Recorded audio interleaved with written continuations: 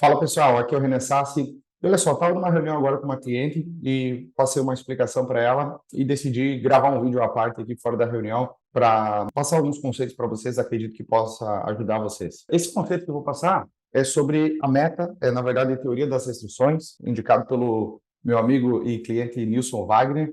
Então, pessoal, basicamente é o seguinte, olha só, imagine que você tem uma linha de produção, ou ser um prestador de serviço, ou ter um comércio. Você pode pensar isso como processos. Como essa cliente era de indústria, eu vou utilizar um pouco desse exemplo. Então, imagine que entra matéria-prima aqui e tem 4 etapas desse processo produtivo e aqui, ao final, sai produto acabado. Esses números que nós temos aqui é uma taxa de produção por hora, por exemplo. Então, na etapa 1, nós temos capacidade de fazer 100 produtos por hora, por exemplo. 150 na 2, 120 e apenas 50 na última. Qual que é o ponto aqui? Se na primeira etapa nós temos a capacidade de fazer 100 produtos por hora, a etapa 1 vai passar para a etapa 2, porque é uma linha de produção, apenas 100 produtos. Só que na etapa 2 nós temos capacidade para fazer 150, ou seja, nós temos eventualmente alguma ociosidade aqui na etapa 2. Da 2 para 3, quanto nós vamos passar? Apenas 100, porque nós recebemos da primeira 100, vamos fazer 100 e vamos passar 100. E da 3 para 4, nós temos capacidade de fazer 120, só que nós vamos passar apenas 100, porque nós recebemos da 1 apenas 100. Qual que é o ponto? Que, ao final, na etapa 4, nós temos capacidade apenas para fazer 50. Só que nós estamos recebendo da linha de produção 100. Então, em outras palavras, qual que vai ser a taxa de produção por hora dessa linha de produção?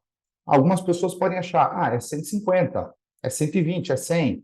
Ou eu vou somar tudo, é 420, por exemplo. Ou soma tudo, ok? E divide por 4. Então, a nossa taxa de produção por hora é de 105. Errado. A nossa taxa de produção por hora vai ser essa daqui. Ou seja, é aqui que está a nossa restrição, porque todo o sistema tem capacidade para fazer 100. Só que a nossa última etapa tem capacidade para fazer só 50.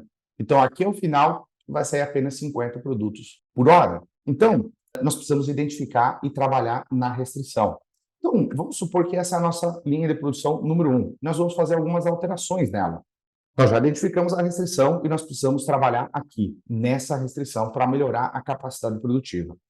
Qual é o número que nós precisamos ter de capacidade na etapa 4 para balancear? O nome é balancear, é deixar isso, essa distribuição de capacidade produtiva mais, enfim, de uma maneira melhor nessa linha de produção. Algumas pessoas podem falar, olha, eu tenho que ter 150, ou eu tenho que ter 120, ou eu tenho que ter, enfim. Olha só, se eu tiver 150, o que vai acontecer? Essa etapa 2 pode produzir 150. Só que se tiver 150 aqui, vai estar sobrando mão de obra, vai estar sobrando capacidade aqui e estará sobrando capacidade aqui, porque a nossa nova restrição passaria a ser 100. Então, para nós dimensionarmos da maneira correta essa etapa 4, nós teríamos que ter apenas 100 de capacidade, porque aí nós deixaríamos de maneira igual à etapa 4, igual à etapa 1.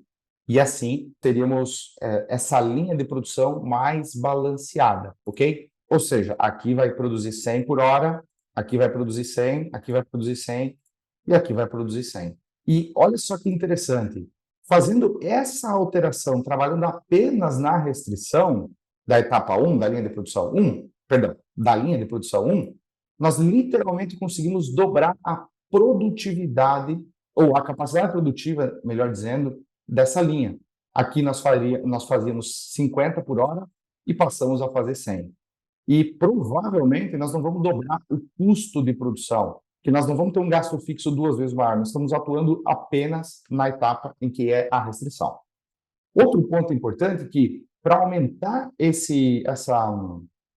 capacidade de produção, nós temos basicamente 2 recursos, que são pessoas e máquinas e equipamentos. Então, para dobrarmos a capacidade, às vezes teremos que investir em pessoas, às vezes teremos que investir em máquinas.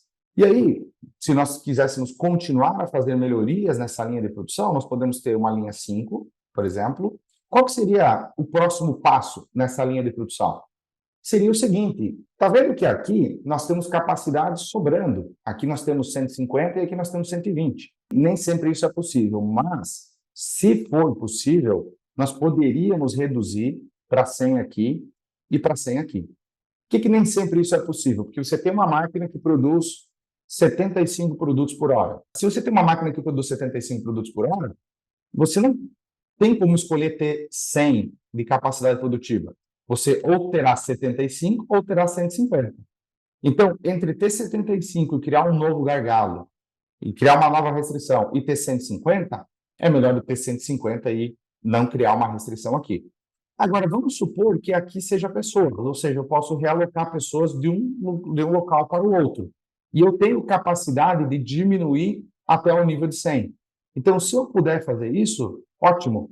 Essa linha de produção número 3, ela está muito mais balanceada, porque ela está muito mais próximos às taxas de produção do que a linha de produção número 1 e mesmo do que a linha de produção número 2. Ou seja, essa é a mais eficiente de todas.